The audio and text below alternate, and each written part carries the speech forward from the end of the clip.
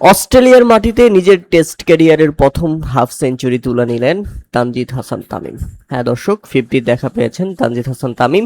শুধু এখানেই শেষ নয়, এই ব্যাটসম্যান অস্ট্রেলিয়ার মাটিতে ডারউইনের মতো বড় মাঠে ছক্কা মারার রেকর্ডও করে নিয়েছেন।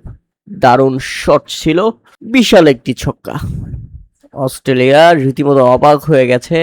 তানজিদ তামিম যে ডাউন দ্য উইকেটে এসে এভাবে ছক্কা হাঁকাবেন সেটা কল্পনা করতে পারেনি বো ওয়েস্টার পর্যন্ত। অস্ট্রেলিয়ান এই বোলার রীতিমতো আকাশ থেকে পড়েছেন। তবে 50 করার পরেই যে ছক্কা হাঁকাতে হয় সেটা তানজিদ তামিম দেখিয়ে দিয়েছেন।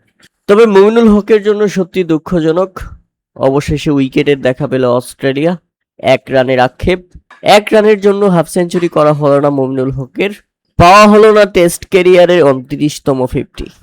তাতে 95 বলে 49 রান করে প্যাভিলিয়নে ফিরেন মুমিনুল হক, আর বাংলাদেশ 138 রানের মধ্যে হারিয়ে ফেলে নিজেদের দ্বিতীয় উইকেট। মুমিনুলের জন্য সত্যি খারাপ লাগছে, কেননা আর মাত্র 1 রানের জন্য 50টা পাওয়া হয়নি তার। দারুণ খেলছিলেন, অস্ট্রেলিয়াকে দারুণ চাপে রাখছিলেন। অবশেষে জজ হ্যাজেলউড মুমিনুল হককে পরাস্ত করেছেন।